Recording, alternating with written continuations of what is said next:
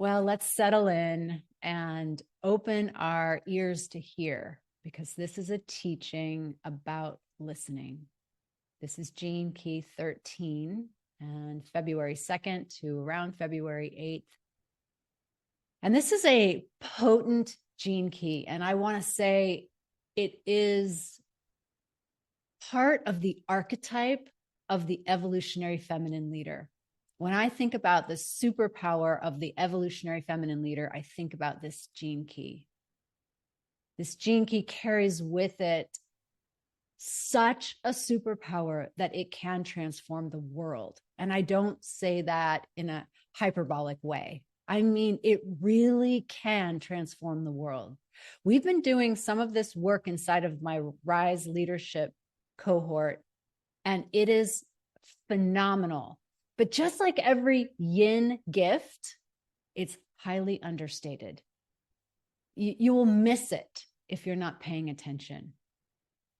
And so I want to bring this forward even more. This is going to be part of the network, part of the future cohorts for evolutionary feminine leadership that I'll be opening up soon, because I have been thinking as a Sagittarian, looking at my bow and arrow in the future, where are we headed? And if I were to, watch YouTube videos about where we're headed, I would get a lot of mixed reviews, and we're going to talk about that. But when I land on the teaching of this gene key, it points me as my North Star. It's my compass. It's something that I know deep inside myself has the power to heal and transform humanity. So let's start with the shadow. The shadow is in the gene keys is called discord. I liken this shadow to being burdened. I remember talking with someone who has this gene key as their life work. And he told me that the past feels like a sack of rocks that he always carries on his back. You would never know this about this person because he really embodies so much of the city of empathy. And the pathway from that bag of rocks to empathy is the pathway of listening. Inside of the gene keys, they call it discernment. So I'm going to change these words a little bit, but we're going to unpack a little of what they mean. So discord is this sense of pessimism about the future because you're carrying a sack of rocks. This person, I would have never known this because the programming partner of this gene key is gene key 7, and I have more 7 than 13 in my hologenetic profile. So I'm interested in where we're going. But because I know this person so intimately, he helped me understand that there are those who remember the past, even the past that they didn't live in this lifetime, or the past of others, or the past of humanity. They just carry it. And that contains within it a heaviness. It contains a tendency toward pessimism, because if you listen to scientists, they talk about how we're set up for entropy. And really part of even the Norse gods are all about how everything ultimately breaks down. So these are worldviews. These are systems about how things work. And there are those who carry the deep concern of this. And I can only imagine, I feel it too. We all feel it. And I can only imagine what it is to really have this gene key. And inside of it contains the answer to that bag of rocks on your back. So to the extent that you have that, and I think we're living in a time of existential angst, of really knowing that where we're headed, if we look through the eyes of the shadow, where we're headed is a brick wall. The other day I was listening to a scientist who's also kind of a futurist, talk about the oceans and how we normalize where we are now. Like 50 years ago, the oceans were full and now the oceans are depleted, but we've normalized that depletion. And I listened to it before I went to bed, which was kind of a bad idea because I couldn't sleep. And that inside of it is the teaching of Gene Key 13. So I want to weave this through to help us not spiritually bypass, because this is a razor's edge conversation. It's a both and conversation. So we've been doing this long enough where I trust that you can listen with your whole body. And that's really the teaching of this Gene Key. Because we're not here to pretend like what we're seeing isn't so, but we are here to have new eyes. We are here to have new eyes. And that new eyes will come when we embody a new level of sensitivity, talking about last week, Gene Key 19, if we bring in a new level of sensitivity in our hearing, in our acoustical reception. What are we paying attention to? So let me start off with a quote. I was listening to Pam Gregory, and she was quoting a Nobel laureate chemist, and I thought this was so apropos for what we're doing here inside of the sisterhood. She said that when a system is far from equilibrium, small, coherent islands in a sea of chaos have the capacity to lift the entire system to a higher order. Yeah. I mean, write that down, because I think we really have to orient our drishti, our gaze, to this proposition, or we will either have to bypass really bad, shitty news, or we will have to get depressed. So there's a third way, and the third way is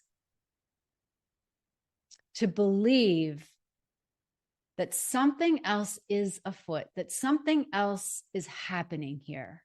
And we have to see with new eyes and hear with new ears. And so we in this collective are that small island. Right? Exactly. And when we do our activations and we imagine the whole globe and we light up the globe with each one of us representing a position and we activate the light grid, that's what we're doing. I think it's literal in the energetic world. So one of the things that she said, and I think this is also worth bringing through, our focus is an act of creation in and of itself. Our focus is an act of creation in and of ourselves. So we have to be conscious of what we're conscious of. We talk about autopilot all the time inside these sessions. And if we go on autopilot, autopilot is the drift. And what is the drift? The drift is the shadow frequency. It's like a shadow band, a cloud that's weighing on you. And so our job isn't to like pop out and be Pollyanna. Our job is to focus our gaze on what it is we're creating and to witness, and this is all part of Gene Key 13, witness when we go unconscious. It doesn't take much, but the seeing that we've just gone unconscious. I love this because it's actually really simple. So let me get back to discord and pessimism. So pessimism is this carrying the weight of the world without the purifying of your past. And we're going to learn what the technology inside this gene key is of purification of your past. Because Richard Rudd says it's the inability to process all the memory, so you stay locked in a self-destructive pattern. It's fascinating, the inability to process the memory. So that's why we do new moon and full moon rituals. You know, they might be like popular and we like, oh yeah, it's just cool. No. We do them because we are clearing the decks. That's what a full moon is about. It's about release mechanisms. When I was in India, every afternoon, at sunset time, we would gather on the banks of the Ganges, and there would be arti, a ceremony to let go of the cares of the world and really reorient your focus, reorient your gaze. Other cultures have different things that they do around it. One of the things also is to take this prayer basket of flowers and put them on the Ganges as this symbol of, I'm going to put my cares here and I'm going to let them go. And that kind of repetitive ritual behavior has the ability to keep our psyche clean. We were talking about this in the energy hygiene class that Allison taught, which will be available on the network for others to take. And it's amazing, but that's the kind of stuff that keeps our psyche clean. So that then we actually have the capacity to see with new eyes. It's like having a toxic body. When you have a toxic body, do you think you're going to get like downloads from the cosmos? Probably not. Because that toxicity goes into your entire system. It goes into your brain. You feel foggy. You can't concentrate. You've become weighted down. So there's nothing like when you've cleaned out your body, either through fasting or juicing or bone broth or kitchery, whatever it is, there's nothing like it. It gives you a sense of lightness, but it also really realigns your channels. And so the technology of 13 is about listening.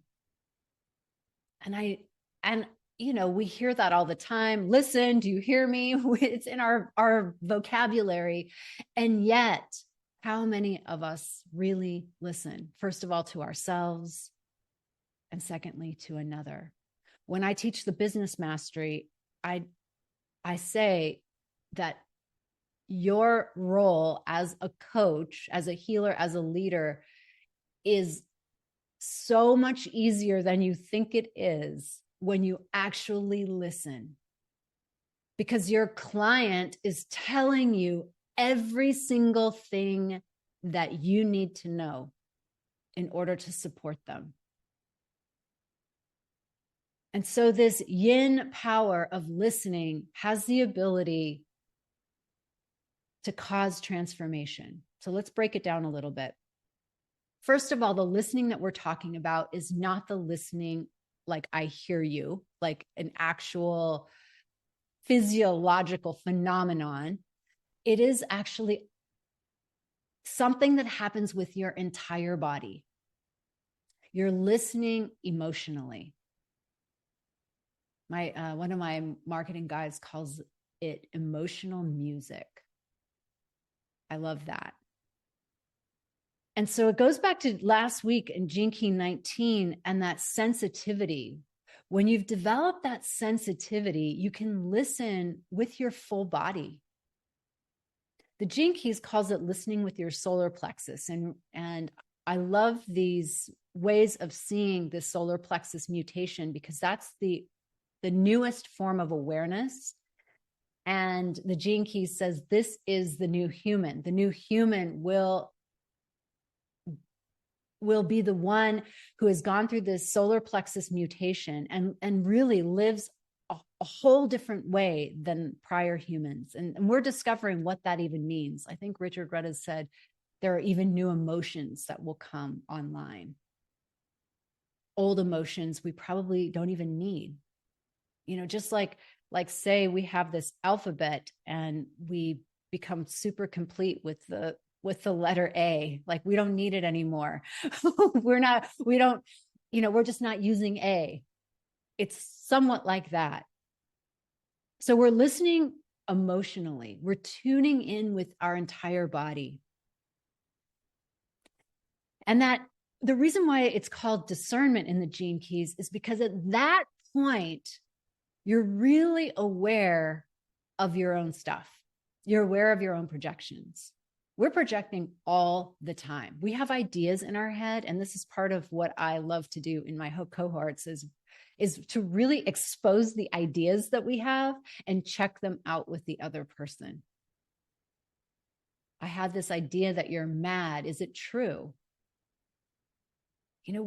We generally don't check things out. We really just project onto someone and then we go about as if it were true. So discernment is really being aware. And that's that idea of being conscious of when you go unconscious. Discernment knows when you're going unconscious. Discernment knows when you don't know and you just made up a story and you haven't checked it out yet. And so once we have made that a habit, that's like our new habit, and it's possible to do, then we open up the capacity of listening. And the reason, just imagine, the way you're going to get this, the way I get this is when I really imagine a time in my life when I've shared something and really been listened to. Most of humanity doesn't even have that in their body of experience. Because we're so talking over each other and we're so thinking about what we're going to say next that we really don't listen. And so inside my cohorts, part of what we do is we say the words, we witness, I call it witness. We say the words back to the person that they used. Because I will tell you, every single time I have used different words, that person has been, no, it's not that. Or when someone has done that to me, it's like, it feels like a nails on a chalkboard sometimes, because I don't feel seen, I don't feel gotten, even though they're really having the best of intentions, but I don't feel gotten. And so in a way, it could feel corny that I'm using your words back to you, but it's actually miraculous. People all report, oh my God, I feel so seen. And it's true, because you took the time to not impose your own words, but to hear the words of someone else and to repeat them back. It's actually brilliant. Because what we're doing is the city of empathy. Empathy in the Gene Keys is really oneness. That's the word I would use, is oneness. And it reminds me of the teachings I brought through last week of Mark Gaffney and this tantric Kabbalist. And he used this Hebrew phrase, lifnei. And the Kabbalists I love because they are, all the mystics are typically third stage. So they're interpreting the text in such a transcendent way. So if you went to a normal, maybe another rabbi, they would not interpret the text this way. But the way that he says lifnei means to be on the inside of the face of God.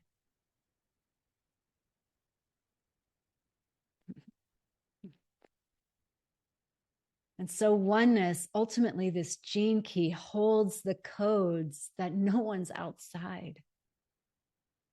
We make people outside as a way of making ourselves worthy, like I'm better than they are because they're on the outside and I'm on the inside. It's an old game of the ego playing duality. But the truth is, we are all inside the face of God. And when we treat each other inside, then there's no more war. There's no more breakdown. And if you think about it, and this is where I feel like I need to do a little more justice to like climate change and how we hold that. But let me just finish up with the power of listening. He talks about sympathy, you're with someone, but empathy, you are inside someone. And so we've used empathy as kind of a stage 2 way, but we're really talking about stage 3 consciousness, level 3 consciousness here. We're not talking codependency. We're not talking being responsible for someone else's feelings. We're really talking that breakthrough in consciousness where we see everything as one thing.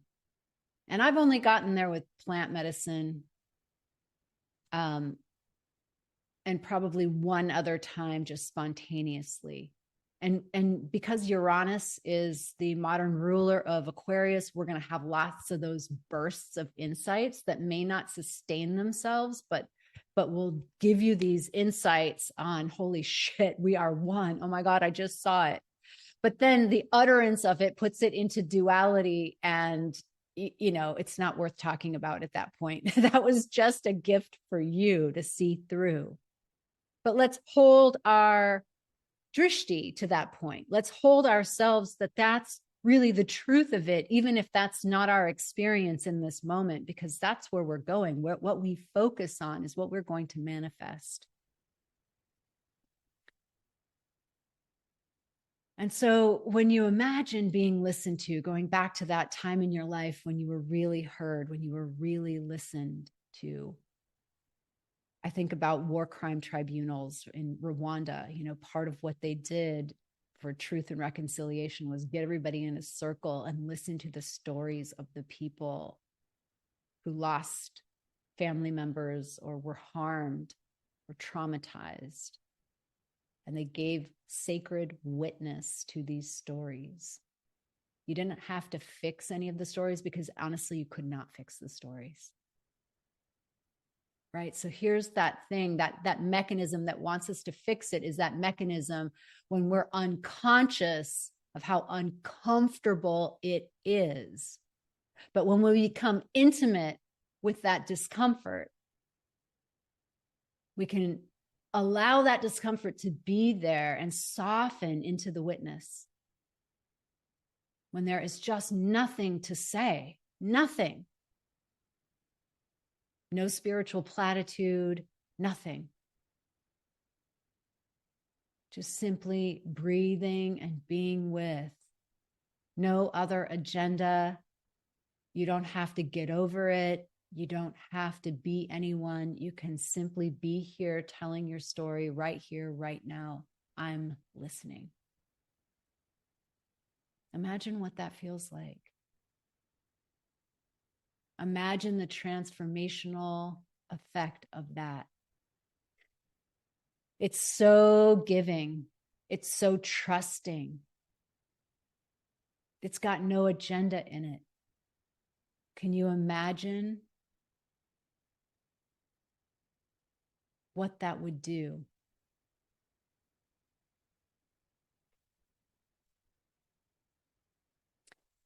And this does have the power to change the world. I really believe this. And this is why I'm declaring this Pluto moving into Aquarius as an evolutionary transit.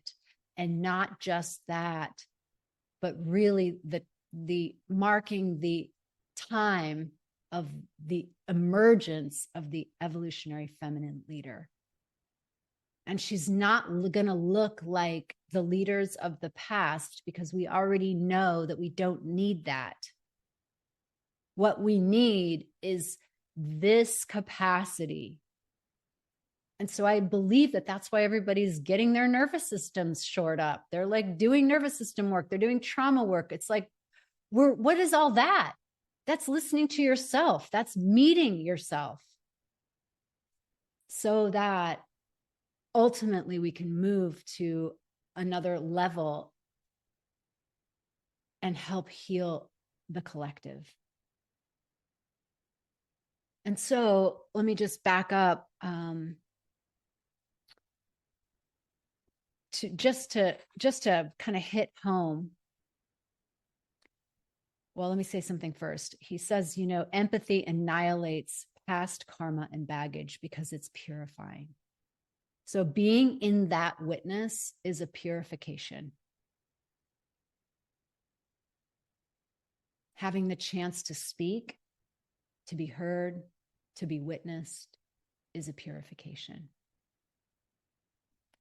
He says discord will be broken through by the light. So think of that heavy pack on your back. What breaks it through is this light of consciousness.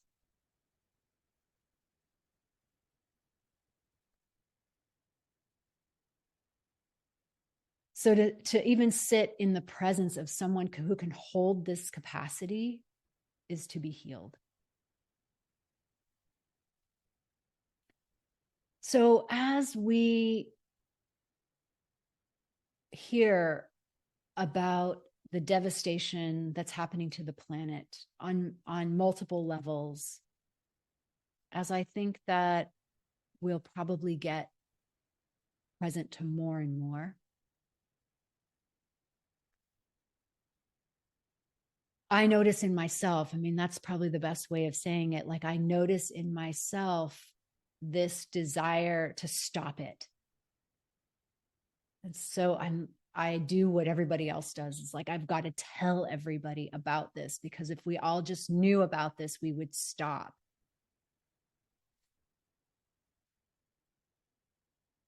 That's a very difficult game.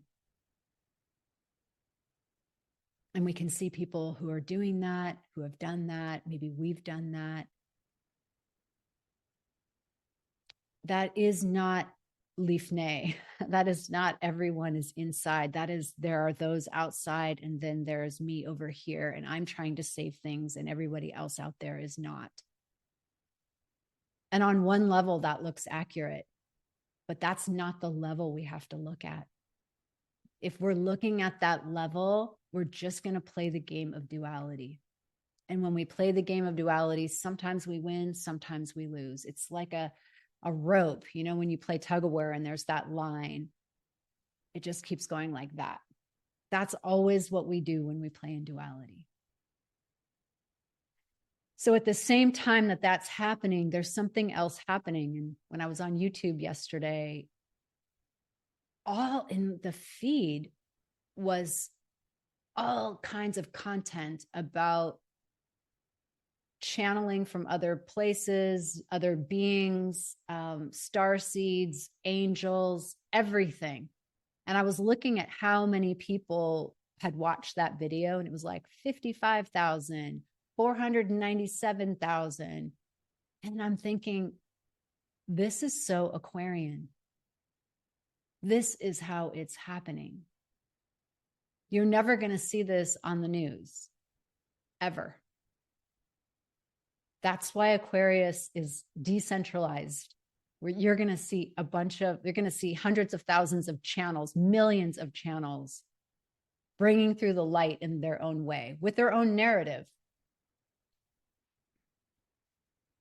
And so it's on us to walk through the world in this sense. And I'm going to see if I can name it, but it's to walk through the world in this sense of Lifnei, that I and the planet and every other being is in concert together with our evolution. And my job is to point my drishti, orient my gaze, focus my attention on what it is I want to create.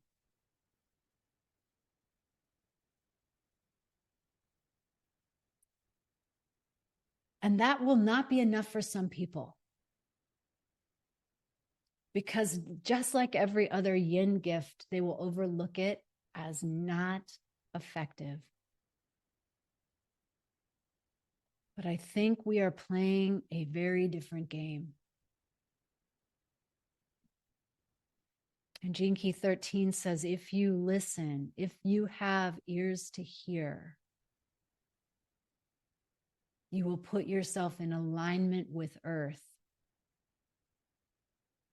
with our galactic brothers and sisters, with the force of creation that has created all things, and you will know yourself, the city, as the same, as one.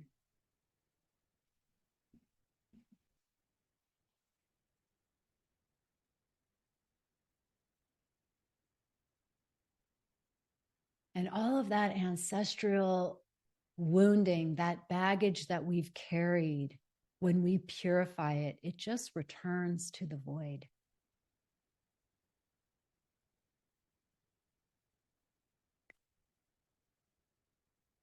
And that's fitting for coming up on a new moon. And I will do our new moon transmission later. So let's take that energy that we have gathered, this deep knowing inside of our bones, and rub it in your hands. And then beam it out at the world. And make your own commitment about your stand with Gene Key 13 and your evolutionary feminine leadership. May all beings benefit from the merits of our efforts.